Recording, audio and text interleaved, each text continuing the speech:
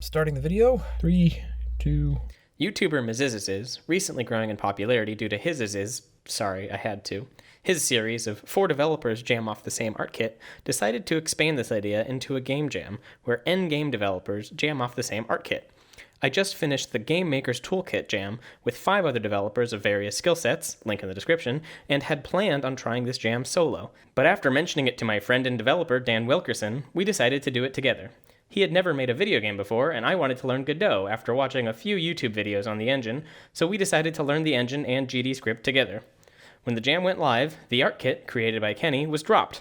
Alongside this art kit were the 3 judging criteria: engagement, creative use of art assets, and overall polish. We had a lot of sprites to choose from, and we kind of immediately hit a wall where we didn't really know what we wanted to do. So Dan decided to create a Google spreadsheet to randomly select 3 different tiles from the spreadsheet 5 different times.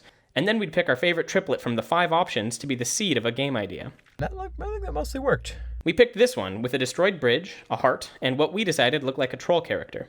We interpreted this as a game where you're a bridge troll with a heart, and you're building bridges to connect something.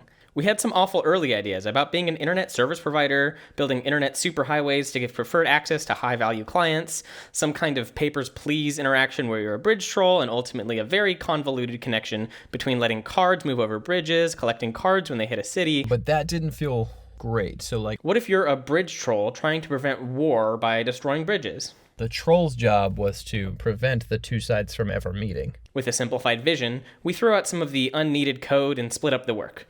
We spent a lot of early development time committing to using Tool in Godot so that we could take advantage of this engine's editor that we knew very little about. And I knew nothing about, so there was a lot of learning. We pair programmed over a video call to create the renderable class and the movable class, which allowed us to easily configure which sprites from the sprite sheet were rendered and meant moving would be constrained to a grid-based system. In hindsight, the renderable is probably overkill considering a lot of this is basically built into Godot, but allowed for some great learning and ultimately was the base of anything we rendered on screen other than the environment which used the built-in tile map. From there, we had our sea legs and decided to split up. I started tying time steps to the troll movement, allowing the entire game to be synced around player movement, emitting signals. And while Andrew was doing this, I'm in the background trying to get our pathfinding working, which, after some tussling it did do the thing we wanted to. And he also came up with this great title, Bridge the Card Game, the Video Game, which I think kind of says it all. We roughed out a few designs for levels in our game. We did some really excellent level design work, like high quality. And then split back up. Dan set cards to move toward the cities to attack. And then pathing didn't work, but then I fixed it, and then it didn't work. But the good news is I fixed it again. And then, much to, I think, everyone's surprise, it stopped working again. While Dan kept working on bug whack-a-mole with pathfinding, I moved on to creating a dialogue system so we could make the narrative of a bridge troll preventing war more clear. I started by taking the alphabet found in the sprite sheet and making capital letters take up more space than lowercase letters, mapping each letter into the sprite sheet. I also added support for exclamation points, periods, colons, and question marks. The last step was splitting text by words rather than characters by just splitting on spaces, rendering all the letters, and then if they don't fit on the line, moving the full word to the next line. Kerning is hard.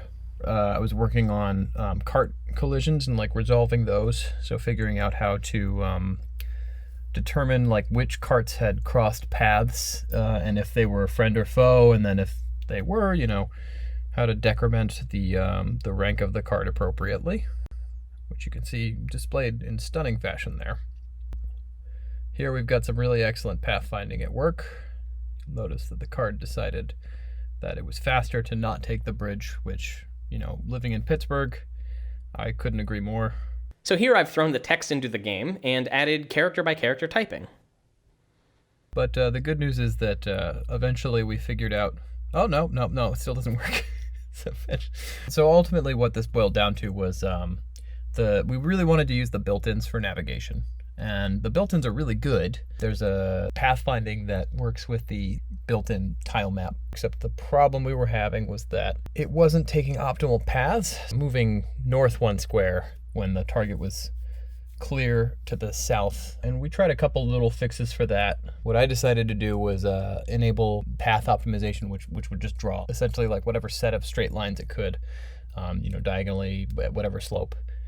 in order to get you, but while still respecting the coordinate system of the tile map. Obviously, there were diagonals, which we didn't want, so then I tried to add a rasterization algorithm on top of that. So ultimately, we ended up scrapping all that, just building the map in the built-in A-star, and then using that to get our paths, and then just tricking it by not populating connections between points diagonally.